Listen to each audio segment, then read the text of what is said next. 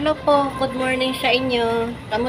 Good morning po mga kamutyaan. Pasensya na po kayo kung wala po akong di po ako nakakapag lakad-lakad, makapag-video. Super init po eh.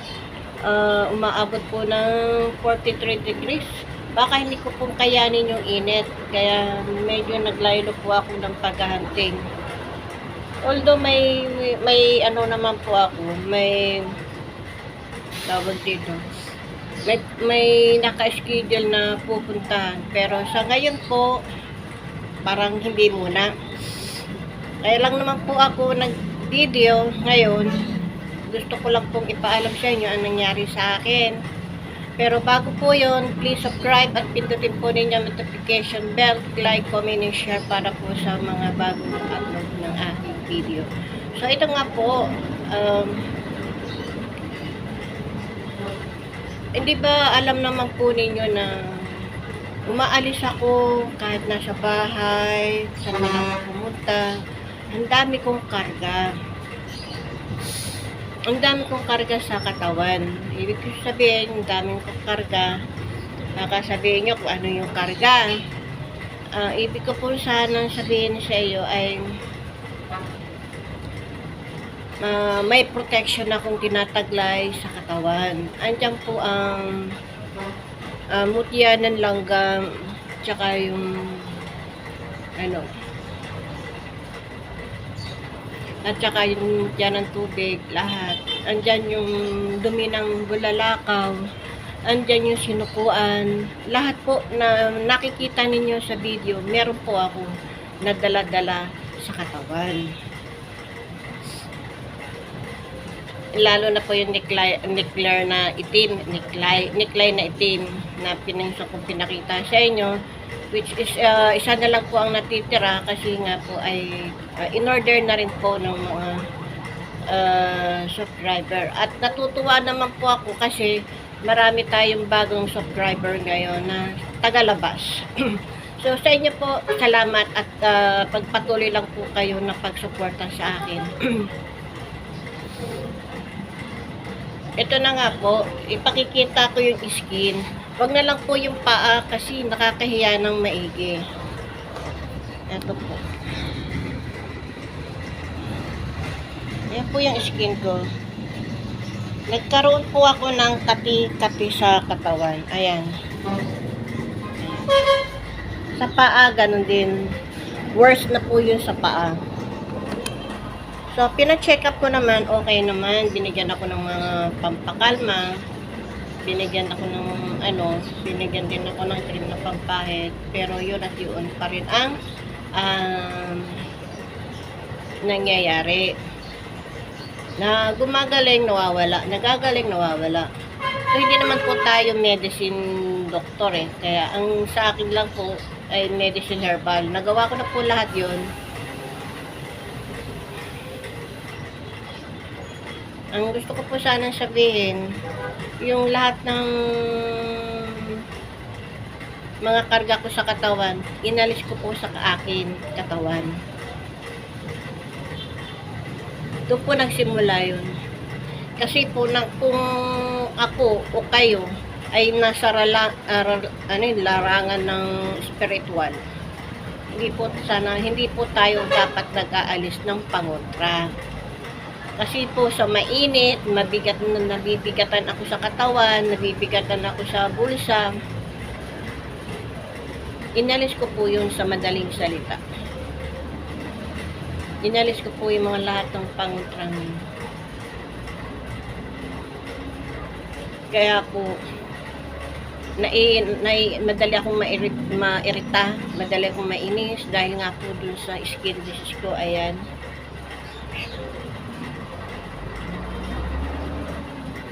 Medyo humupa-hupa na nga po yan. Hindi katulad ng dati. Ayan. Hindi katulad ng dati. Makati siya. Sa paa, ganun din. Mas lalo na yung sa paa. Doon ako kaya hindi ako lumalabas ng bahay nang naka-short. Lagi lang nakapantalon. Akala nila wala akong nararamdaman. Di po, dami ko na rin pong nararamdaman. Wala po nung tinanggal ko po kasi yung aking mga gamit. So, nung ano po, nung nalaman kong nagpagamot na rin po ako sa isa nating ka-vlogger. Nagpagamot na rin po ako. Sabi nga po niya, dapat magkikita kami ngayon. Itong linggo ito ay kaso, yung gagamutin po niya ay nahuli na siya. Nawala na po siya ng patay na po ba? Ganun. Ngayon, pag sana kung yun ay nabuhay at gagamutin niya, chance na magkita kami. At doon nga ako, doon niya ako gagamutin.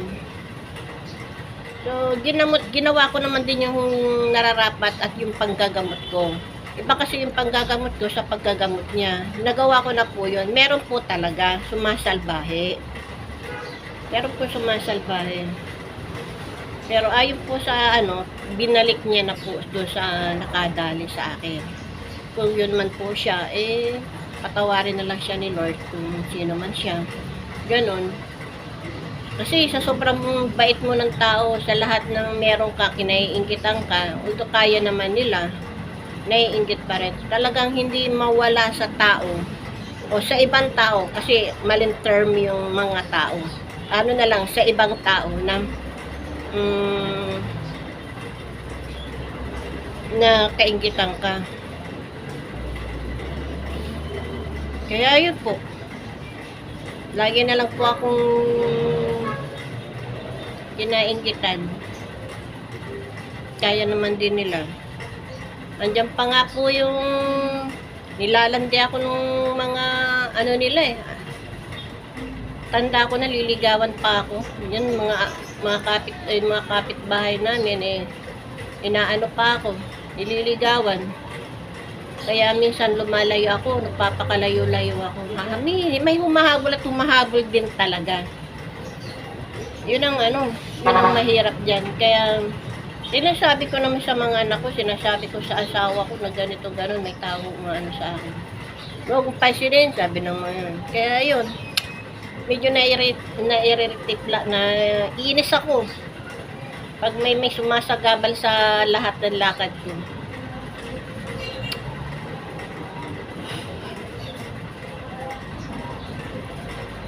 Hindi rin pala magandang maging mabait ka. Hindi rin naman din maganda naging salbahe ka. Sana dapat lang sa gitna ka lang. Kaya lang po hindi ako minsan nasa gitna eh. Masama minsan nasa tabi.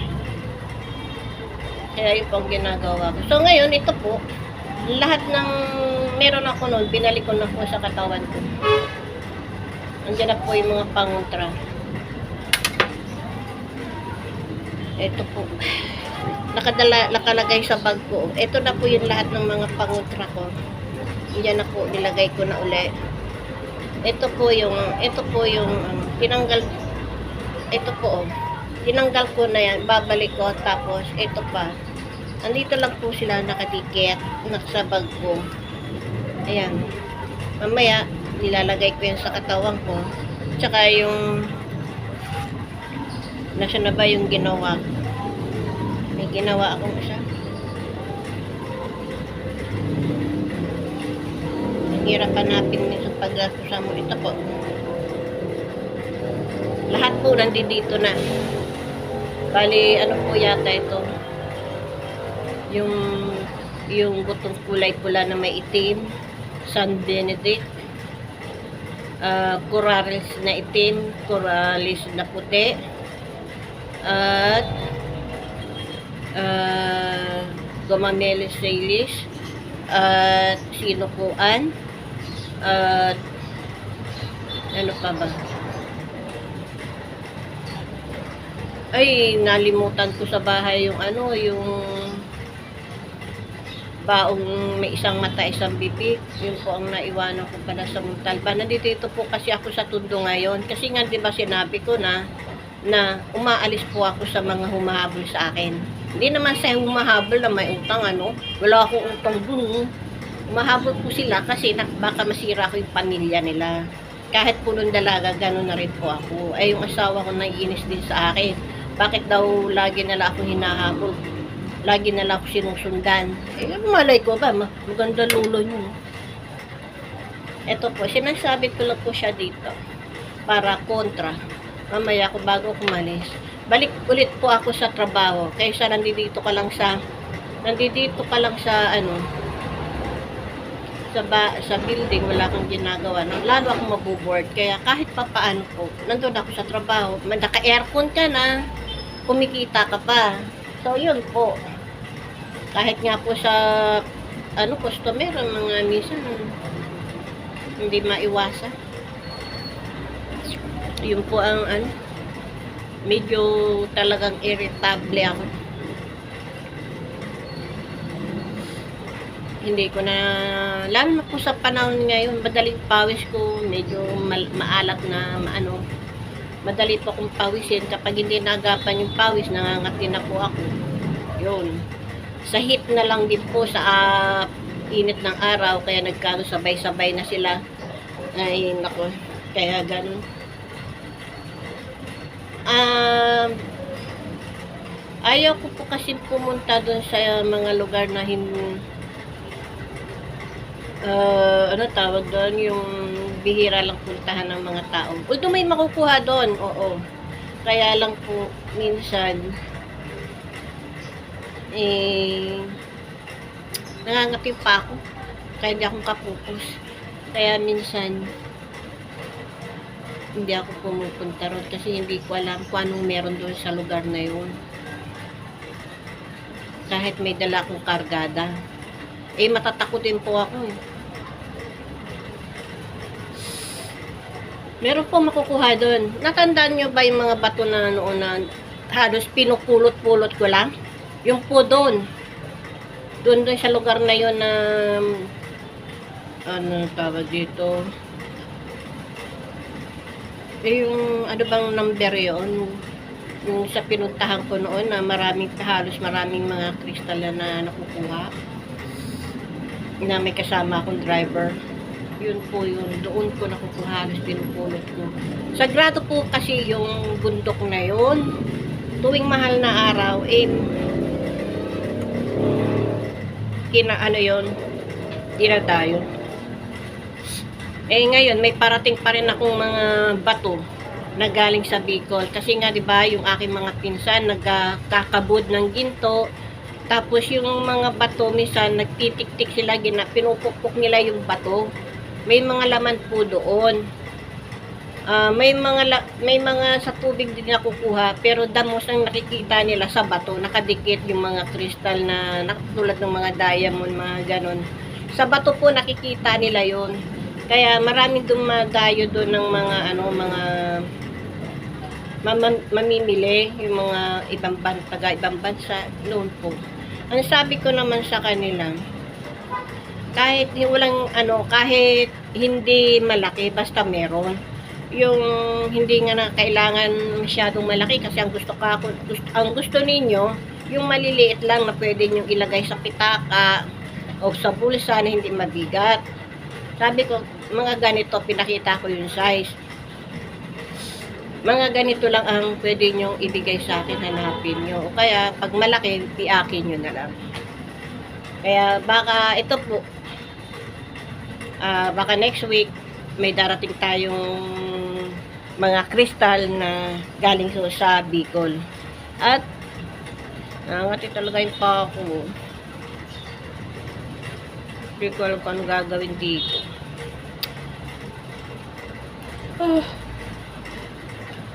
Naantok pa ako kasi kagabi. Hindi pa ako dalawin ato. Ihi, tapos kain. Ihi, kain. Yun ang pong alam ko. Kasi sabi ko, pag ako'y gutom, hindi ako makatulog. Pag hindi naman ako nagbawas, magkakasakit ka rin naman sa pabalik-balik ba?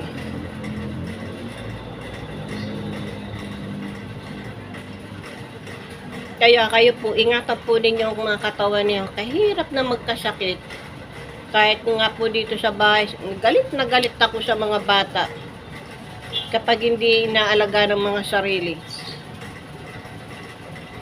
Kayo po mga subscriber ko, mga magulang na rin po kayo. Ingatan po ninyo yung mga anak ninyo. Ingatan po ninyo yung mga sarili ninyo. Yung binibili nyo sa akin, yung ibinibigay ko sa inyo. Kung maaari, wag ninyong alisin sa katawan ninyo, sa wallet nyo, sa bag ninyo. Mahirap. Iba na po kasi ang ano natin ngayon, halo-halo na. Halo-halo na tayo dito sa earth. Kaya ganon. Ang dami po mga protection na ako pinakita sa inyo, pinamigay. Yun po ilagay nyo sa katawan ninyo.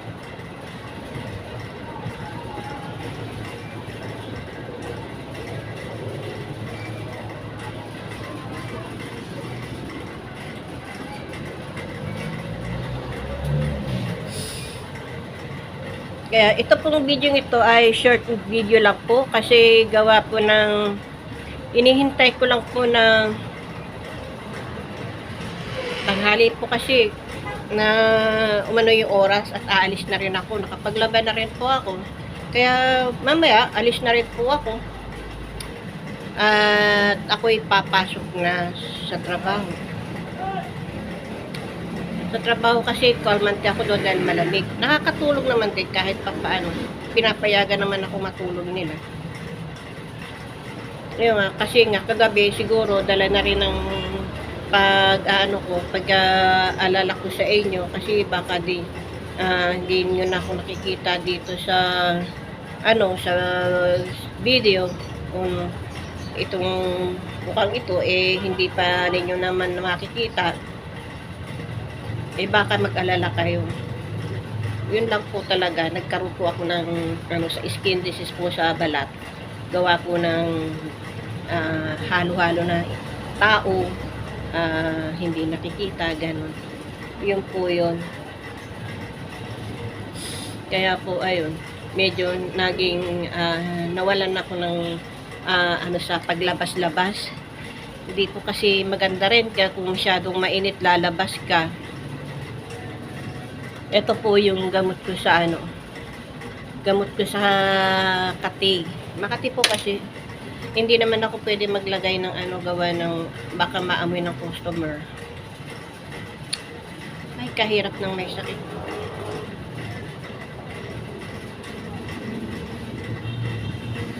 Sige po mga mga kamutyaan ko. Hanggang sa muli na lang po natin pag-video.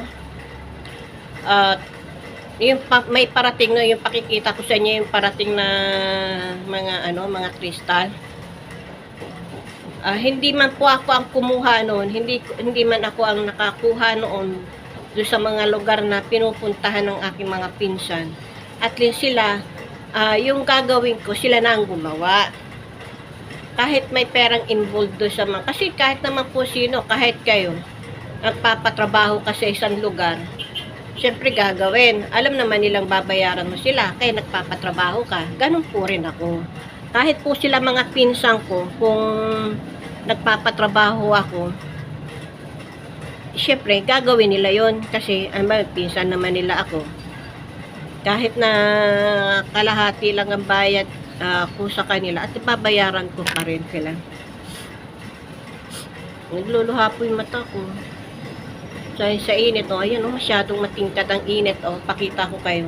Pakita ko sa inyo, ayan. Masyadong mainit. Tapos nasa rooftop pa ako. Dito lang po ako mainit po. Yan, nagiging irritable po ako ngayon. Mula nung tinanggal ko yung aking mga mutya or mga sa katawan. Meron na po, binalik ko na po kasi takaw takaw ako sa mga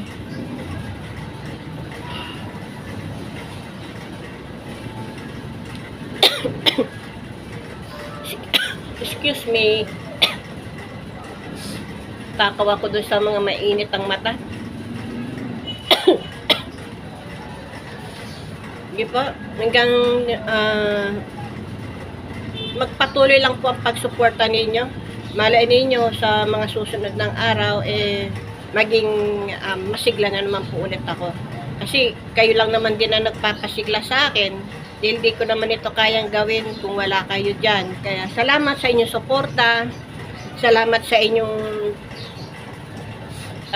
paggabay, pagpanalangin. Thank you so much po sa inyo.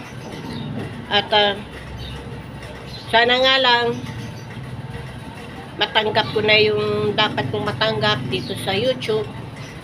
Sa ngayon po kasi maaabot na tayo sa 1,777 na po tayo. So malapit na siyang mag-abot sa 2,000. So maraming salamat sa inyo sa pagsuporta. So yun lang, sana ma-appreciate ni Meta yung ating ginagawa. Ganun rin po sa TikTok, sa Reel, ang dami ko na rin pong mga ang dami na rin po nakasubaybay, pero wala pa rin po. So sa ngayon po, wala pa akong na sana at pinagdarasal ko gumaling na ang aking skin disease. Pangalawa,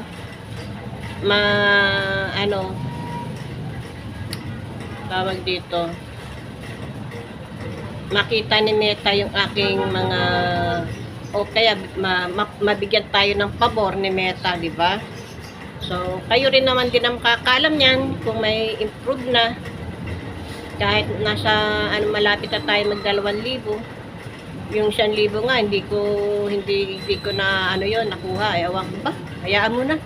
Darating din yun lang po. Sige po, maraming salamat sa inyong pagmamahal at pagsuporta sa akin. Sana po ang lahat ng pinamigay ko ay gamitin nyo sa tama at huwag yung tanggalin sa katawan ko. Huwag kayong gumaya sa akin. Sa sobrang init po naman yun, kaya ako tinanggal. Nabibigatan ako, basaan ako ng pawis, kaya ako tinanggal. Pero ibabalik ko na rin po yun. At siguro sa bulsa na lang po, huwag sa liig kasi mabigat yung pag nasa liig ko, pag kwenta. Siguro sa mga bag, bulsa ko po yun ilalagay na hindi nakikita ng mga marites. Marites na lang para safety tayo. Bye-bye sa inyong lahat. Hanggang sa muli. Take care. Love you. Bye.